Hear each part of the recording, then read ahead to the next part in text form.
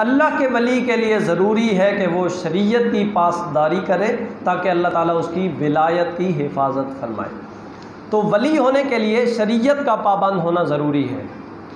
ये ज़रूरी नहीं है कि किसी के तावीज़ से आपकी बीमारी ठीक हो गई। ये तो किसी चरसी, किसी भंगी, किसी रास्ते में फुटपाथ पे बैठने वाले ने कोई आपको तवीज़ दिया तो आप ठीक हो सकते हैं। तो क्या आपका सर दर्द, आपके घुटनों का दर्द, आपके कोई और मामलात उस तावीज़ की वजह से ठीक हो गए तो किसी चरसी और भंगी को अपना राहबर और अपना रहनुमा बना लोगे?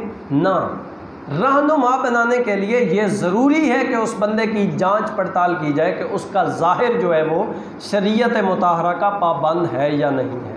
अक्सर लोगों की ज़ुबानों से ये लफ्ज़ भी सुनने को मिलते हैं कि ये जो तकवा होता है, परहेज़गारी होती है, ये सारी चीज़ें ये दिल में होनी चाहिए, ज़ाहिर का क्या एतबार है। जैसे जिन पीरों ने दाढ़ी नहीं रखी होती तो वो कहते हैं ये तो दिल में होना चाहिए, हुजूर से इश्क। नमाज नहीं पढ़ते हैं तो कहते हैं ये तो दिल की बातें हैं, इसका ज़ाहिर से तो कोई ताल्लुक़ नहीं। तो एक प्याला हो और उसमें दूध रखा हुआ हो, उसका जो वो किनारा है उसके ऊपर आदमी गंदगी लगा दे और उसको कहे कि इसको पियो, तो क्या वो उस दूध को पिएगा? फिर नोश करेगा उस दूध को? वो कहेगा ये देखो इसके ऊपर गंदगी लगी हुई है, अंदर दूध है तो क्या है, बाहर जो इसके गंदगी लगी है।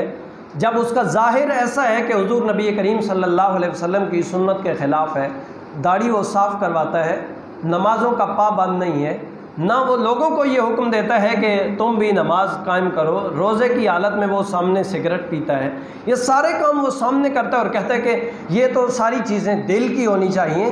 तो भाई अगर दिल में होनी चाहिए तो फिर इसी तरीके से जैसे एक बर्तन में एक साफ़ सुथरी चीज़ है लेकिन उसके बाहर गंदगी लगी है, हम उसको इस्तेमाल नहीं करते, तो इसी तरीके से किसी के हाथ पे बैत करने से पहले ये देखना ज़रूरी है कि उसका ज़ाहिर शरीयत मुताहरा का पाबंद है या नहीं है।